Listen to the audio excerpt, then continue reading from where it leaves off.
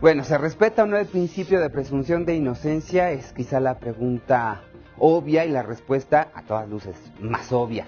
Pero, ¿qué hay detrás de todo esto? ¿Qué ajustes se han hecho? ¿Qué información no tenemos a la mano y que deberíamos tener los ciudadanos? ¿Se puede con información estar preparados ante una batalla contra el Estado? Se lo voy a preguntar a Ana Aguilar García, directora de proyectos del Instituto de Justicia Procesal Penal, quien se encuentra con nosotros en el estudio. Muchísimas gracias por estar acá. Al contrario, gracias por la invitación. ¿Se puede con información entrarla a esta batalla contra el Estado?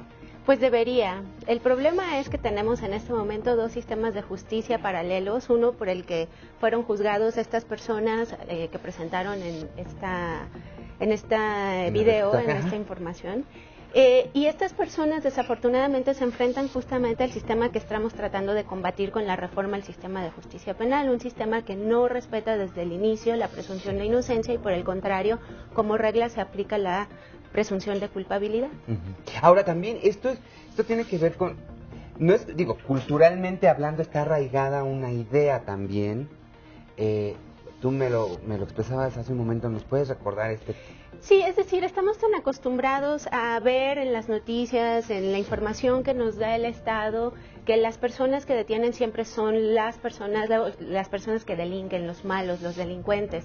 Entonces, eso ha generado, desde mi punto de vista, un enfoque muy punitivista desde nosotros mismos como sociedad. Confiamos en que esa persona que nos ponen en la televisión como acusado o como delincuente es justamente la persona que cometió ese delito, cuando en realidad tienen que llevar todo un proceso, para eso está el proceso penal, para ver si efectivamente es culpable o no. Ahora, tú realizaste justamente un trabajo de información que se llama así, presunción de inocencia, en donde reúnes todos estos elementos de una forma pues mucho más simple, porque pareciera, yo no sé si usted ha tenido la oportunidad ahí en su casa o tiene conocidos que hayan atravesado por algún tipo de proceso, ya sea penal, administrativo, laboral o civil.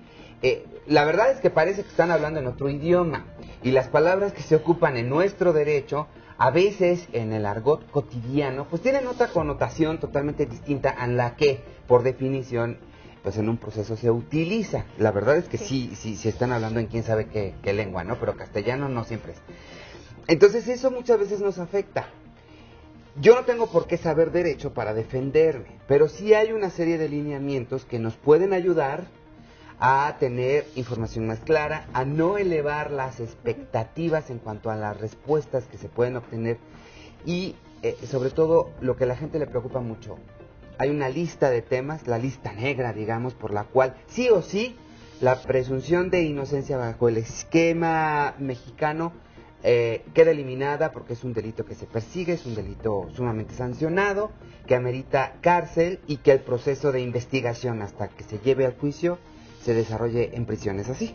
Así es. De hecho, bueno, en cuanto al lenguaje, sí, es cierto, los abogados tenemos un lenguaje críptico y parece que somos más bien traductores. Pero no solo no hacemos ese trabajo de traducción, sino que no explicamos suficientemente bien a las personas cuáles son sus derechos y la información empodera a las personas. Si lo supieran mejor, posiblemente podrían defenderse también mejor y saber si su abogado está haciendo un buen trabajo, justamente en seguimiento al principio de presunción de inocencia. Ahora, el tema con la presunción de inocencia como tal es que nos da una serie de garantías de protección frente a la persecución del Estado. Hay, sin embargo, una problemática que tú lo mencionas muy específicamente ahora que lo dices.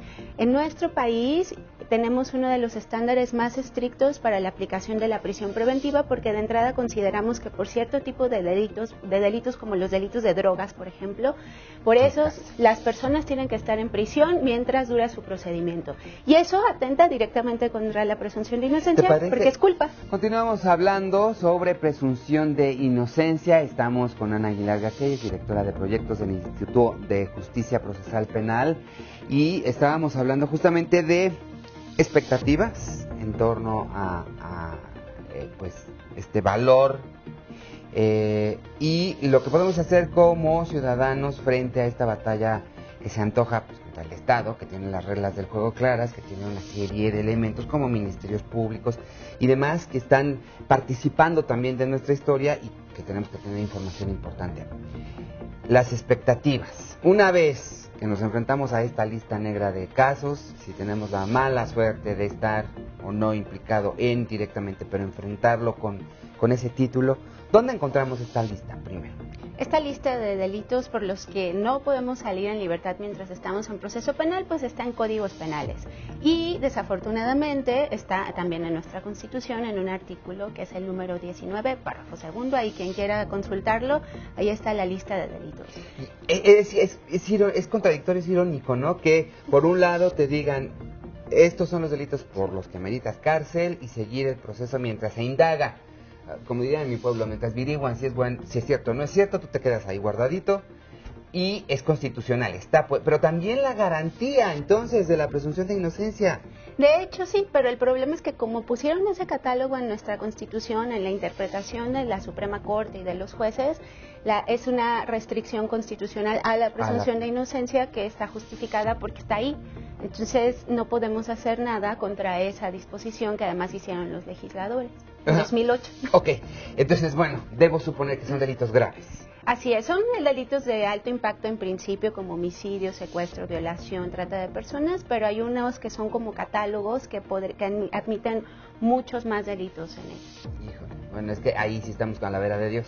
Sí. ¿No? Donde el MP llena el cuadrito, tipo de delito tal, me hunde o Sí, qué? en realidad lo hace con base en los códigos locales, que tienen sus propios catálogos, pero muchos de ellos exceden incluso lo que dice la propia Constitución, entonces depende sí de cada estado y la interpretación que le den. Ok, bueno, pero eso lo tenemos que tener en la mira, ¿no? Saber exactamente qué están poniendo, cómo están llenando, porque al final, pues yo tengo que firmar una declaración, entonces, pues ahí tenemos que ver qué estamos aceptando o qué no. Claro. Digo, inicialmente no tendrías que firmar nada. Exacto.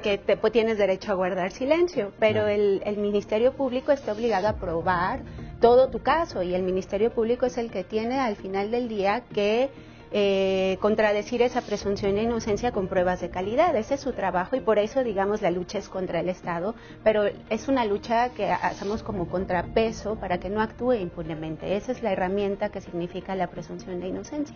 Ahora sí, también es cierto que tenemos, yo no puedo generalizar desde luego, no tengo la información a la mano, pero las quejas son siempre contra el MP, contra el debido proceso, porque finalmente son quienes integran los expedientes y además, bueno, también tenemos en contra estas cuestiones que no es una irregularidad, aguas, hay que tener también mucho cuidado con eso. Si está plasmado en la Constitución y están las dos lecturas, pero hay una interpretación y ya hubo un trabajo de la Corte, bla, bla, bla, pues no es interpretación, ahí está, y pues ni modo, hay que seguir esas reglas, ¿no? Pero ya tenemos ahí como 4 elementos. Además, tenemos la parte de la defensoría. Si tenemos un muy mal abogado, híjole, pues ya la verdad es que la familia va a gastar mucho dinero, va a tener que cambiar de representante legal 1, 2, 3 o 4 veces y quizá no se resuelva el caso. Cuando tenemos todos estos factores en contra, bueno, entonces, ¿qué hacemos? ¿Nos resignamos y mejor nos quedamos allá adentro o cómo? No, yo esperaría que no. El problema es que desafortunadamente el sistema no termina de funcionar bien y efectivamente la defensa es ese contrapeso ideal para que el Ministerio Público haga bien su trabajo, pero si tenemos una mala defensa, entonces eso no va a pasar.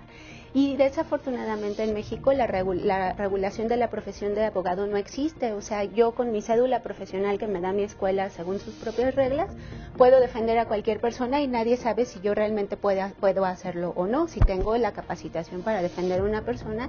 Y en casos penales, pues es gravísimo eso, porque está en juego la libertad de las personas, claro, entre otros tantos derechos. Bueno, fíjese, se acaba de enterar que no hay una regulación para los abogados, entonces sí hay que tener mucho cuidado también con la experiencia, con las referencias. En tanto, a alguien se le ocurre pues fiscalizar este tema que está también como por ahí, y por eso 40% de la población carcelaria, de reclusos en el país, pues es inocente, la mayoría se cree. Técnicamente, por lo menos porque no tienen una condena y ningún juez ha decretado su culpabilidad. Así es. Bueno, Ana está también con nosotros porque ella, le decía, hizo un trabajo de investigación muy importante que está disponible en red. Platícanos de este trabajo que es justamente presunción de inocencia y su sustento. Claro, es un fascículo que hice con el auspicio de la Comisión Nacional de Derechos Humanos, muy pequeño. La idea es que sea de difusión para que todas las personas que puedan acceder a él entiendan qué significa la presunción de inocencia y pues estén un poquito más informadas de qué derechos les asisten cuando están, si es que esperemos que no están sujetas a un proceso penal, pero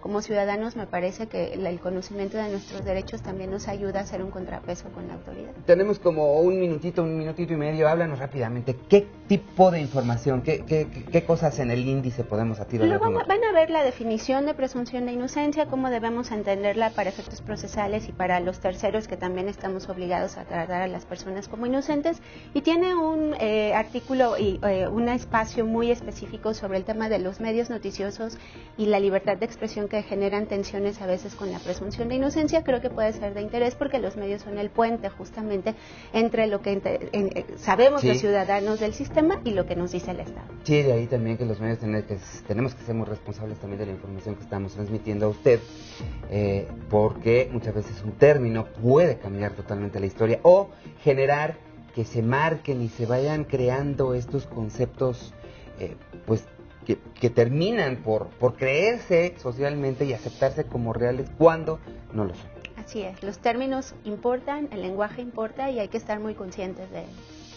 Así es, y bueno, en una materia con tantos pendientes, pues la verdad es que tener información como la que nos ofrece Ana Aguilar García, pues nos ayuda, viene bien, y hay que fomentar este tipo de información también en la familia. Pues al contrario, muchísimas gracias por informar este tipo de temas. Hombre, al contrario, gracias a ti por habernos acompañado y echarnos luz sobre este tema que de verdad tiene muchos recovecos y hay que estar atento. Es directora de proyectos del Instituto de Justicia Procesal Penal. Gracias también a ustedes por acompañarnos en este panorama 360. Mañana nos vemos por Efecto Televisión.